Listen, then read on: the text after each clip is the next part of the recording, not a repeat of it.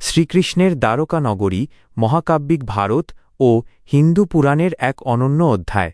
এটি কেবল একটি শহর ছিল না, বরং স্থাপত্যশৈলী এবং সমৃদ্ধির এক শিখর ছিল। এর সৃষ্টি থেকে ধ্বংস পর্যন্ত পুরো ইতিহাসটি নিচে সহজভাবে ব্যাখ্যা করা হল। ১. দ্বারকা নগরীর সৃষ্টি, দি ক্রিয়েশন। মথুরার রাজা কংসকে বধ করার পর জরাসন্ধ, কংসের শ্বশুর, মথুরাকে বারবার আক্রমণ করতে থাকেন। মথুরাবাসীদের নিরাপত্তার কথা ভেবে শ্রীকৃষ্ণ এক নতুন ও সুরক্ষিত রাজধানী গড়ার সিদ্ধান্ত নেন। স্থপতি কৃষ্ণের আদেশে দেবশিল্পী বিশ্বকর্মা এই সমুদ্রবেষ্টিত নগরী নির্মাণ করেন। ভৌগোলিক অবস্থান গুজরাট উপকূলের কুশস্থলী নামক স্থানে এটি নির্মিত হয়। জনশ্রুতি আছে, সমুদ্র দেবতা বরুণ কৃষ্ণের জন্য ১২ যোজন জমি ছেড়ে দিয়েছিলেন। বৈশিষ্ট্য, এটি স্বর্ণ দ্বারকা নামে পরিচিত ছিল। বলা হয়, পুরো শহরটি ছিল হীরা, জহরত এবং সোনার প্রাচীরে ঘেরা। অত্যন্ত সুসংগঠিত এই নগরে ছিল কয়েকশো রাজপ্রাসাদ এবং বিশালাকার তোরণ। ২. সমৃদ্ধি ও শাসনের সময় দি গোল্ডেন ইরা। দ্বারকা হয়ে ওঠে যাদব বংশের প্রধান শক্তিকেন্দ্র। কৃষ্ণের অধীনে এখানে এক গণতান্ত্রিক বা প্রজাতন্ত্রের ধাঁচে শাসন চলত। এখানে সুধর্মা নামক এক বিশাল সভা ছিল, যেখানে সামাজিক ও রাজনৈতিক সিদ্ধান্ত নেওয়া হতো। দ্বারকা ছিল তৎকালীন ভারতের অন্যতম প্রধান বন্দর ও বাণিজ্য কেন্দ্র। ৩. পতনের সূচনা ও অভিশাপ, দি কার্স। দ্বারকার পতনের পেছনে প্রধানত দুটি অভিশাপের কথা উল্লেখ করা হয়। ১. গান্ধারীর অভিশাপ। কুরুক্ষেত্র যুদ্ধে শতপুত্রের বিনাশের পর শোকাতুর গান্ধারী কৃষ্ণকে অভিশাপ দেন যে যেভাবে কুরুবংশ ধ্বংস হয়েছে, সেভাবেই ৩৬ বছর পর কৃষ্ণের নিজের বংশ, যাদব বংশ নিজেদের মধ্যে যুদ্ধ করে ধ্বংস হবে। ২. ঋষিদের অভিশাপ। একবার কৃষ্ণের পুত্র শাম্ব এবং অন্য যুবকরা ঋষি বিশ্বামিত্র ও দুর্বাসার সঙ্গে বিদ্রূপ করেন। ক্রুদ্ধ ঋষিরা অভিশাপ দেন যে শাম্ব একটি মুষল, লোহার গদা প্রসব করবেন, যা পুরো যাদব বংশকে বিনাশ করবে। ৪. চূড়ান্ত ধ্বংস, দি ডিস্ট্রাকশন। অভিশাপের প্রভাবে যাদবদের মধ্যে অহংকার ও মদ্যপানের প্রবৃত্তি বেড়ে যায়। প্রভাস তীর্থের যুদ্ধ।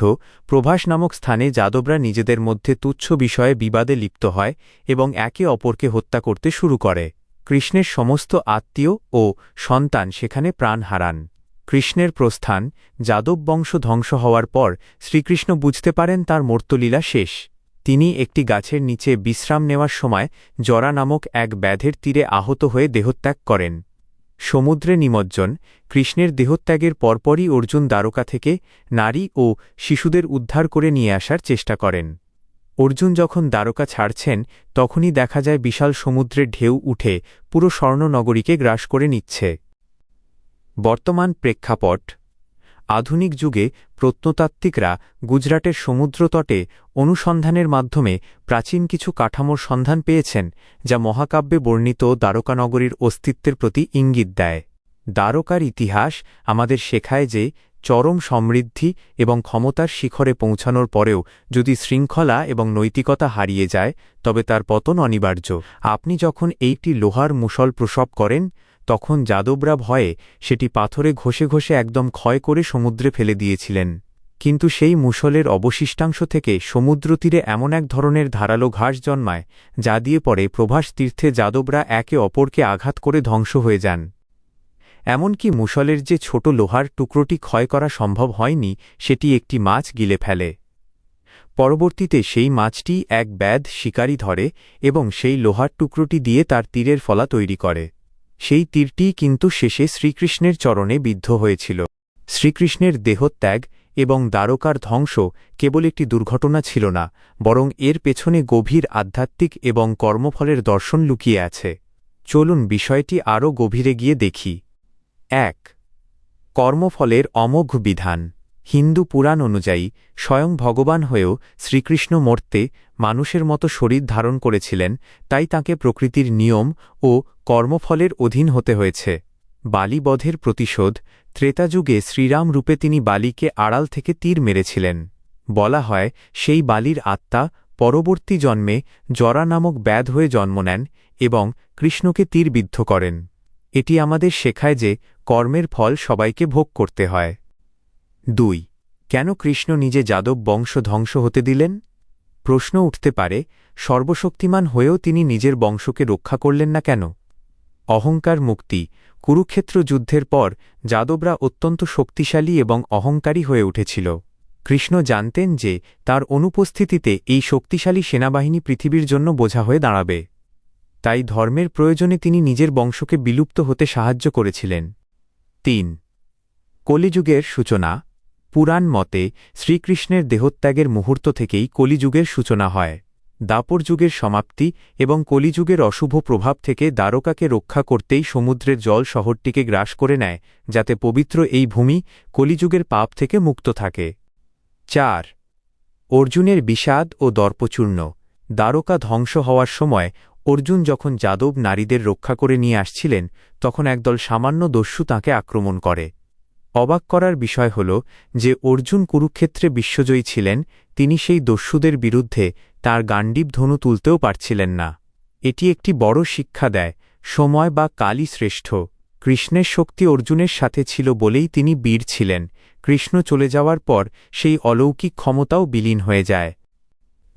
পুরাণ, বিশেষ করে শ্রীমদ্ভগবত পুরাণ এবং কল্কি পুরাণ অনুযায়ী কলিযুগ এবং এর শেষের কাহিনী অত্যন্ত রোমাঞ্চকর। এখানে কলিযুগের সমাপ্তি এবং পরবর্তী ধাপগুলো তুলে ধরা হল। 1. কলিযুগের লক্ষণ। পুরাণে বর্ণিত আছে যে কলিযুগের সময় যত এগোবে মানুষের নৈতিকতা ও আয়ু তত কমতে থাকবে। অধর্মের জয়, সত্য বলা বা সততার চেয়ে ছলচাতুরি ও অর্থের দাপট বেশি হবে। প্রকৃতির বিপর্যয়, তীব্র খরা, বন্যা এবং খাদ্যাভাব দেখা দেবে। মানুষের স্বভাব, সম্পর্কের মর্যাদা কমে যাবে এবং মানুষ কেবল স্বার্থের জন্য একে অপরের সাথে যুক্ত থাকবে। 2. ভগবান কল্কির আবির্ভাব।